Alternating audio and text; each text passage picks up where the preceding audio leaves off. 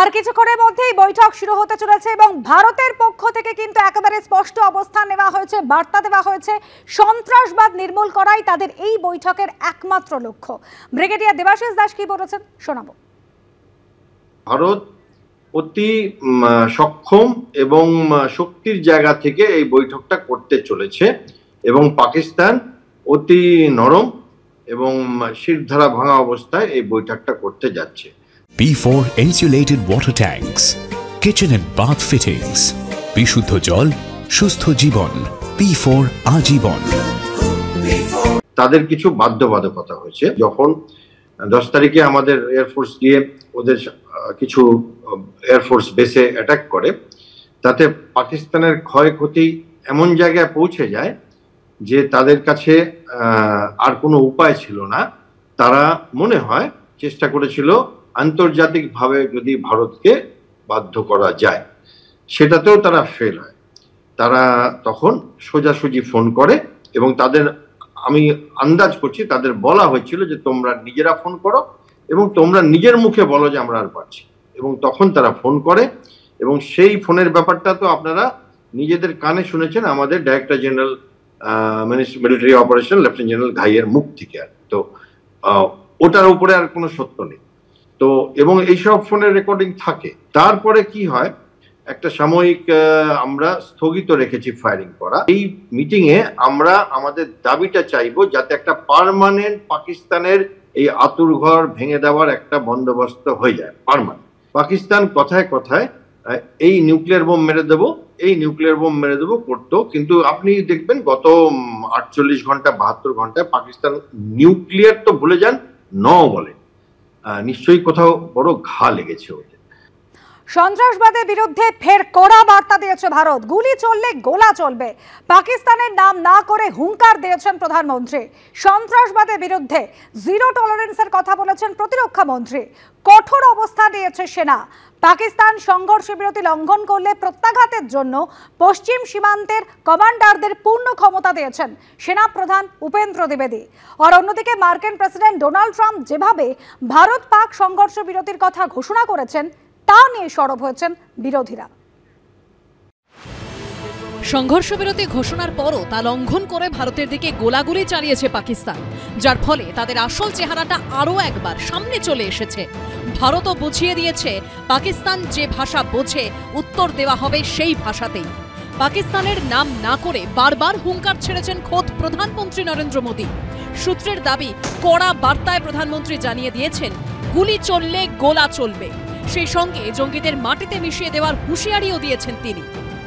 आतंकवाद के खिलाफ जीरो टॉलरेंस की नीति पर चलते हुए हमारे यशस्वी प्रधानमंत्री नरेंद्र मोदी ने स्पष्ट कर दिया है कि यह नया भारत है जो आतंक के खिलाफ सरहद के इस पार और उस पार दोनों तरफ प्रभावी कार्रवाई करेगा। पाकिस्तान अवश्य আছে পাকিস্তানি, তারা ভারতের ক্ষতি করার চেষ্টা চালিয়েই যাচ্ছে। পাঞ্জাব সীমান্তে ড্রোনের মাধ্যমে অস্ত্র পাচারের চক্রান্ত করেছিল পাকিস্তান, তবে তার পর্দা ফাঁস করেছে বিএসএফ ও পুলিশ। এটা হচ্ছে পাঞ্জাবের অমৃতসরের রুরালের আজনানা থানা এলাকার শেখ ভাট্টি গ্রামে শনিবার দিন এখানে বিএসএফ এবং পুলিশ তারা আসে এবং এই যে জায়গা রয়েছে যেটা সম্পূর্ণ ফাঁকা জমি রয়েছে, চাষের জমি, এখান থেকে একটা বড় প্যাকেট উদ্ধার করে এবং সেই প্যাকেট খুলতে সেখান থেকে উদ্ধার হয় আরডিএক্স, সেখান থেকে উদ্ধার হয় ডিটোনেটর, সেখান থেকে উদ্ধার হয় অস্ত্রশস্ত্র। রাজস্থানের জয়সালমেরে মুখ থুবড়ে পড়েছে পাকিস্তানের ছোড়া মিসাইল।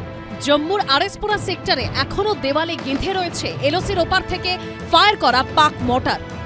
যেভাবে পাকিস্তানের তরফ থেকে হামলার ঘটনা ঘটে এবং অধিকাংশ জায়গায় সাধারণ মানুষকে টার্গেট করা হয়েছিল, তার জলজান্ত প্রমাণ পাওয়া গেল আরএসপুরা সেক্টরের এই গ্রামে এসে। আমরা দেখতে পাচ্ছি যে একটি বাড়ি, তার উঠানে পাঁচিলের ধার ঘেঁষে আছড়ে পড়েছে পাকিস্তানের মর্টার। এই প্রেক্ষাপটে কঠোর অবস্থান নিয়েছে সেনা। পাকিস্তান সংঘর্ষ বিরতি লঙ্ঘন করলে প্রত্যাঘাতের জন্য পশ্চিম সীমান্তের কমান্ডারদের পূর্ণ ক্ষমতা দিয়েছেন সেনা প্রধান উপেন্দ্র দ্বিবেদী। ভারতীয় বায়ুসেনা জানিয়ে দিয়েছে এখনো শেষ হয়নি অপারেশন সিঁদুর। রবিবার প্রতিরক্ষামন্ত্রী রাজনাথ সিং, বিদেশমন্ত্রী এস জয়শঙ্করের সঙ্গে উচ্চ পর্যায়ের বৈঠক করেন প্রধানমন্ত্রী নরেন্দ্র মোদী। ছিলেন জাতীয় নিরাপত্তা উপদেষ্টা অজিত দোভাল, সিডিএস অনিল চৌহান এবং 3 সেনার প্রধানরা।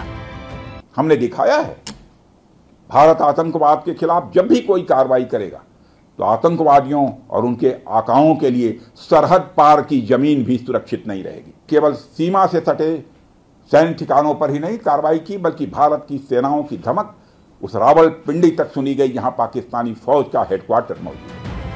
এদিকে শনিবার মার্কিন প্রেসিডেন্ট ডোনাল্ড ট্রাম্প যেভাবে ভারত পাক সংঘর্ষ বিরতির কথা ঘোষণা করেন তা নিয়ে সরব বিরোধীরা। রাহুল গান্ধী প্রধানমন্ত্রীর উদ্দেশ্যে চিঠিতে লিখেছেন, পহেলগাঁওয়ে জঙ্গি হামলা, অপারেশন সিঁদুর এবং মার্কিন প্রেসিডেন্ট ট্রাম্পের প্রথম যুদ্ধবিরতি ঘোষণা নিয়ে আলোচনা করা অত্যন্ত গুরুত্বপূর্ণ। हम सबको बड़ा आश्चर्य हुआ जब सीज फायर की जो घोषणा है वो अमेरिकी राष्ट्रपति ने करी।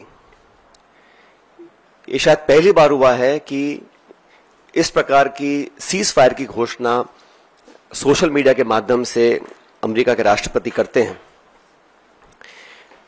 और जो उन्होंने अपने सोशल पोस्ट पर लिखा है, भारत और पाकिस्तान के बीच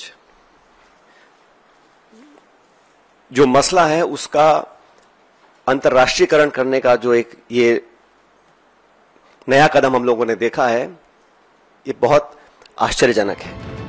সংঘর্ষ বিরতি ঘোষণার পর জম্মু কাশ্মীর থেকে পাঞ্জাব, রাজস্থান থেকে গুজরাট, সীমান্ত হোক বা নিয়ন্ত্রণ রেখা, থমথমে পরিস্থিতি হয়ে রয়েছে সর্বত্র।